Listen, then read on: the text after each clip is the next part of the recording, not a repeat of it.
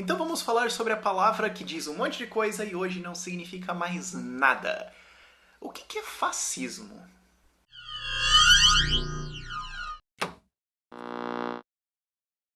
Fascismo é o tipo de insulto que você pode jogar pra qualquer lado assim que cola. É tipo ketchup, você pode pôr que fica bom. Não importa no que você ponha, fica bom. Só que, que porcaria é essa? Você pode falar, a polícia é fascista, o governo é fascista, o Putin é fascista, os Estados Unidos são fascistas, eu sou fascista, você é fascista, esse vídeo é fascista, essa caneta é fascista. Ah! O que isso quer dizer? Qual é o significado disso? O fascismo é a composição de duas coisas, a rigor. Apelo ao coletivismo, a filosofia do nós contra o indivíduo, e controle estatal indireto da economia. Se você tem esses dois, você tem fascismo. Claro, você tem sabores diferentes de fascismo, assim como você tem sabores diferentes de hambúrguer. Agora, hambúrguer é o quê? Pão, carne, queijo, pão. Você pode colocar umas coisas ali no meio, mas continua sendo um hambúrguer e tem gente que vai discordar comigo ainda no pão. E tem os vegetarianos. Mas enfim. De maneira geral, é isso. Você tem apelo ao coletivismo e controle estatal indireto da economia. Se você tem esses dois, pode falar que é fascista, tudo bem. O que significam essas duas coisas? É basicamente o resto do vídeo, e conforme eu vou falando, você vai pensando umas coisas meio...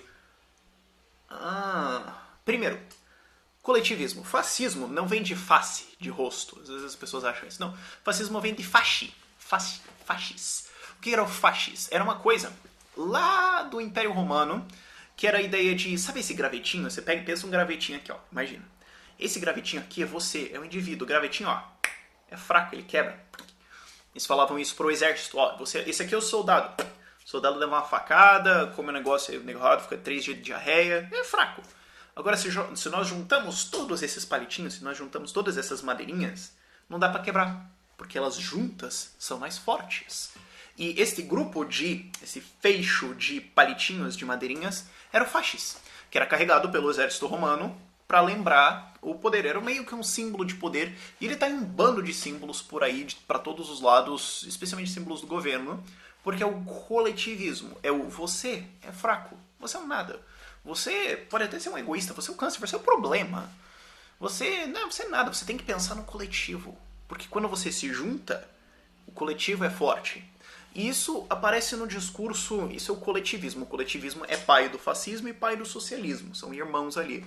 Até porque o socialismo é só um tropeço do fascismo. Porque o que é o socialismo? Apelo ao coletivismo e controle estatal direto da economia. É um tropecinho ali. É, 2 canetadas você está num regime socialista. Agora, o que é esse coletivismo? Onde que você encontra esse discurso? O pai dele, mais assim formal, foi o Otto von Bismarck, que também é o pai da ideia da saúde estatal. Por que ele criou isso? Só para subornar a população. Porque daí iam dar mais poder para ele. Essa ideia de dar coisas de graça para a população para ganhar poder já é meio velha. Bismarck inventou isso. Mas o Mussolini também reavivou essa ideia durante umas crises italianas que rolaram lá após a Revolução Russa, após a Primeira Guerra Mundial, porque o Mussolini era só um folgado bandido que queria poder. Ele era socialista, até ele percebeu que socialismo não era muito moda, então ele pensou, mas espera, como é que eu posso juntar a galera trabalhista, socialista e tal na mesma coisa? Então eu tenho que falar num coletivismo aqui, mas não dá pra ser assim, esquerda. Então vamos falar assim de uma coisa mais senso comum. E ele usou, não, mas nós vamos voltar à grande Itália, nós vamos ser de novo o Império Romano, porque se os indivíduos da Itália, se você, esqueçam vocês, pensam em nós, pensem na nação, pensem na Itália, e nós vamos ser de novo o Império Romano, a grande... É isso. Só que esse discurso cola até hoje. Você vê quase qualquer político, no fim das contas, ele acaba falando uma coisa assim. Se você pensar em você, se você ficar só querendo lucro, se você não ajudar tal... Não, vocês têm que aprender que vocês têm que pensar no Estado, no coletivo, no nós, nos outros, no povo, no sei lá o que. No Duque, ele, o Duce, me deu um poder que eu vou levar nós pra frente. É pelo coletivismo. Fascismo. Você vê isso em vários elementos, mais forte ou menos forte, mas esse é apelo de que o indivíduo está errado, o indivíduo é fraco, inútil, ele é até negativo, e o grupo é o moral, é o forte e o bom. O que está errado, porque o grupo é feito de indivíduos. Então como é que o indivíduo... Entendeu, né? Entendeu como é que não funciona?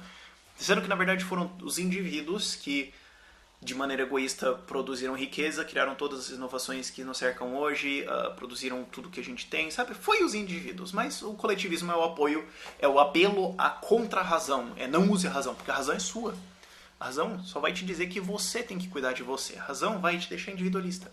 Abdique a razão. A razão é só uma ferramenta da oposição criada para separar a gente. Não, vamos nos unir. Vamos ter fé. Sabe? Discurso coletivista. Você encontra isso de todas as formas no discurso do Mussolini, do Hitler. O que era o Hitler?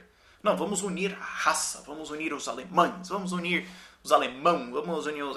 Vamos lá, poder...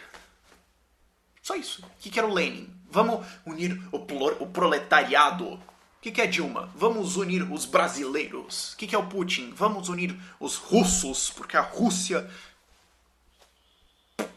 Mesmo discurso. O que é o Donald Trump? Que é aquele candidato agora às prévias republicanas lá nos Estados Unidos. Não, vamos unir a América porque a América, sendo América, será maior. Discurso coletivista. Lembra lá da propaganda do PT? Essa última que foi vaiada pra caramba agora?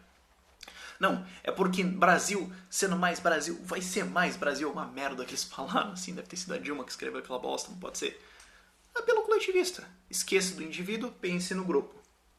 Primeiro ingrediente do fascismo. Segundo ingrediente do fascismo, controle estatal indireto da economia. Esse é um pouco mais difícil de explicar. O que o socialismo diz? Expropriação. Tudo é do Estado. O que o fascismo sacou? Isso não cola, né? A galera não gosta. Especialmente quando você tem uma vontade política mais fraca, como existia na Itália do Mussolini, como existia na Prússia do Otto von Bismarck, como existia na Alemanha de Hitler, e como existia no Brasil, como estava na Rússia do Putin. Não tem aquela vontade política assim pro governo controlar tudo, porque já pegou mal. Essa ideia já não vende mais. Então o que você fala? Você fala, não, pera. Vamos fazer o seguinte. O Estado não vai controlar a economia. Ele vai ajudar a economia. Ele vai ajudar a tentar melhorar ela. Ele vai escolher quais são as melhores empresas e as piores empresas. E daí as piores ele tira e as melhores vão ser as campeãs nacionais que vão ajudar a levar essa nação bonita pro futuro. Pegou o coletivismo de novo? Você só consegue fazer isso com a ideia do coletivismo. Isso aconteceu, por exemplo, nos Estados Unidos pós-crise de 29 com aquele New Deal. Não, agora o Estado vai tentar organizar a economia. Sendo que ele já tinha desorganizado antes com uma puta crise de crédito, que foi a causa da crise de 29. E que foi a mesma coisa em 2008. E que foi a mesma coisa que aconteceu com a crise aqui. Hoje, quer ver um exemplo clássico de fascismo? Na tua cara, pá, na tua cara mesmo, fascismo. BNDES. O que é o BNDES? É um instrumento, é o banco pelo qual o governo pega dinheiro emprestado a títulos de dívida. Quem paga é você, e ele paga uns juros lá, 10, digamos. Aí ele pega esse dinheiro, põe no BNDES, e no BNDES, que é presidido por um bando de político apontado lá pelo governo, esse dinheiro é emprestado para as empresas que o governo gosta. Aqui juro menos do que o governo pagou.